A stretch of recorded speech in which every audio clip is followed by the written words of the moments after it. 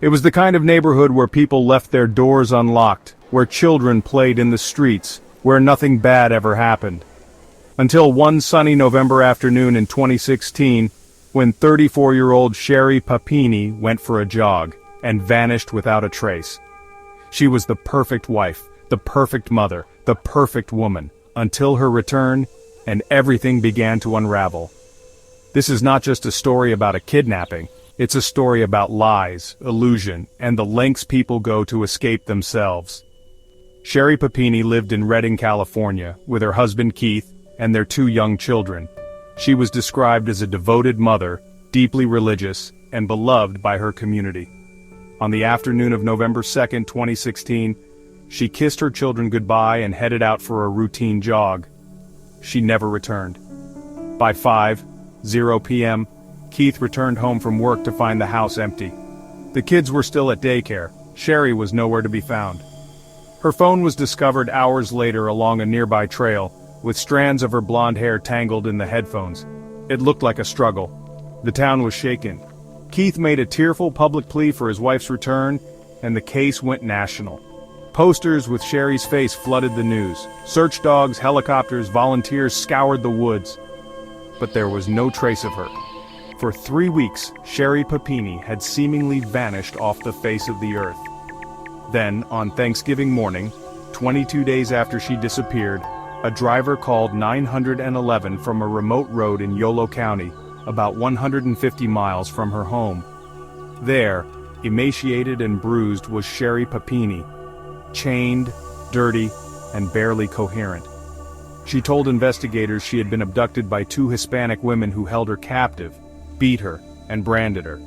She even described the gun they used, their faces partially covered with masks. The nation was stunned. Who were these women? Why had they taken her? Was it human trafficking? Torture? But most importantly, why did they let her go? FBI profilers were brought in. Sketches of the suspects were released. Sherry's story captivated millions. But behind the scenes, doubts were brewing. Her injuries were inconsistent. Her statements shifted. The branding on her shoulder, crude and superficial, raised suspicions. Authorities obtained male DNA from her clothing, DNA that didn't belong to her husband. Then came the turning point, in 2020, that DNA was matched to an ex-boyfriend living in Southern California.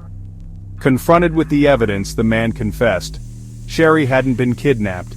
She had run away, voluntarily, to his home.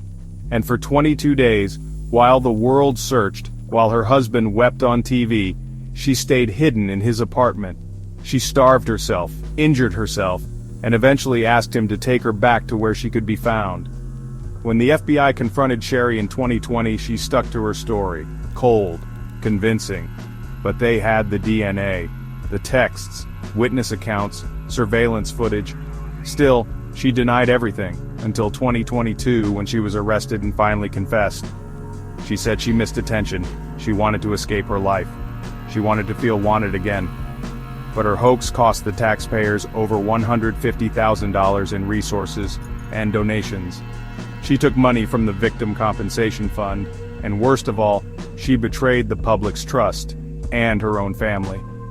In court, Keith Papini sat in silence as she pleaded guilty to making false statements and mail fraud. Their marriage was over. Her children, too young to understand, but old enough to remember. Sherry was sentenced to 18 months in prison. She offered a public apology, stating she was deeply ashamed, but many didn't buy it. The damage was already done.